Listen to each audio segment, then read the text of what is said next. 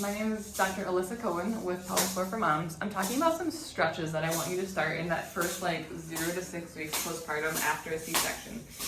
The thing I see sometimes with people is that obviously things hurt, you're resting, which is excellent, but I think it can be scary to really stand up tall and put any pressure on that scar or that incision. And so I've seen patients postpartum that get in a really contracted position because they didn't lengthen up at all. And so I want to talk about some stretches that might be nice to start in that first 0 to 6 weeks to make sure that we're lengthening through that scar. So first thing that you can do is diaphragmatic breathing. So I've made videos on this before, but we're wanting to get that 360-degree rib expansion. We're expanding up and out with your rib cage on the inhale, down and in on the exhale. We want sternum to expand toward the ceiling, and we want your back to fill in toward the floor on that inhale.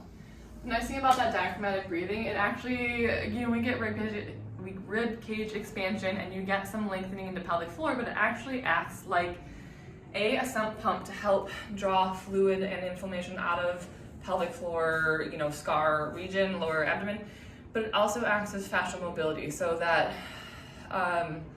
up and down, in and out of the breath works as to gently mobilize all of, organs, that scar in a functional way. So lots of good reasons why we should work on diaphragmatic breathing. Literally day one. Day one postpartum, you can start that. You can do it on your back, you can do it on your side, laying in bed with baby, things like that. So super easy to integrate.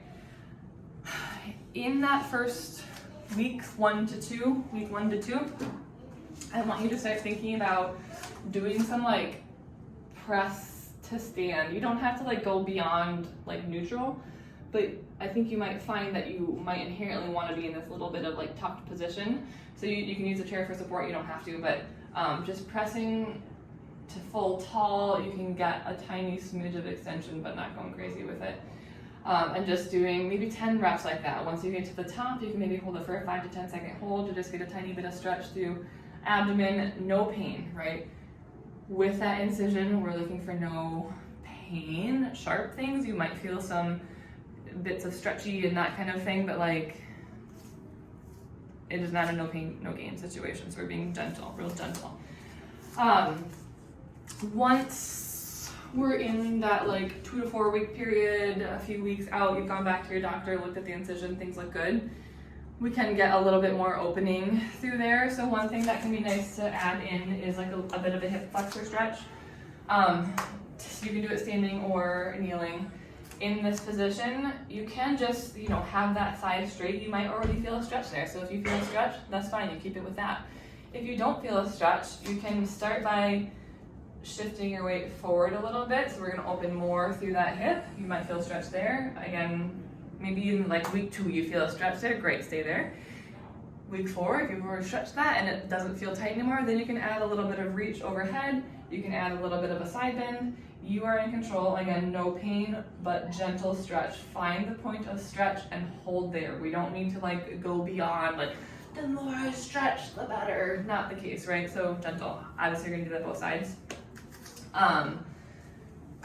Some thoracic mobility can be really nice too, and now that things are a little more healed, we can add in more of that. This is one of my favorites. I'll show you another one that's a little more range of motion, I guess. Start with those hands together, touch the floor, sweep all the way around until you open up into that nice T position. Inhale into that rib cage, exhale, sink a little bit deeper. You can take 3 nice breaths there, and then you're gonna sweep it back around. As you sweep up here, really think about reaching as far away from your head as possible so that we're getting some nice side body stretch. And then come back together and do a few times both sides. That can be nice to add in that week 2 to 4. And then we can always progress that hip flexor stretch again. I'm thinking weeks 4 to 6. And week 4 to 6 is maybe where you get more of that nice deep, okay, I'm gonna lunge into it more. I'm gonna add that side body stretch, adding some of that kind of stuff, but we can also progress that that thoracic rotation against the wall here. Let's see. We're doing this kind of thing. So the hand closest to the wall can stay on the wall, the hand far away from the wall. You're gonna sweep around again. And then you can also even add, this hand's gonna come up over the top. We're gonna get some extension, so you should feel pull, stretch into that. For me right now, it's my right side, and I would feel some stretch into that scar.